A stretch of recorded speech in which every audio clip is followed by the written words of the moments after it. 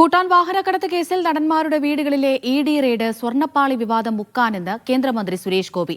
കേന്ദ്രമന്ത്രിയായതിനാൽ ഇപ്പോൾ കൂടുതലൊന്നും പറയുന്നില്ല എന്നും സുരേഷ് ഗോപി പറഞ്ഞു. സുരേഷ് ഗോപിയുടെ പരാമർശം ബിജെപി സംസ്ഥാന കമ്മിറ്റി അംഗം ദേവൻ തള്ളി. സുരേഷ് ഗോപിയുടേത് തെറ്റായ വാദമാണെന്നും അങ്ങനെ ചിന്തിക്കുന്നത് നോൺസെൻസ് ആണെന്നും ദേവന്റെ പ്രതികരണം.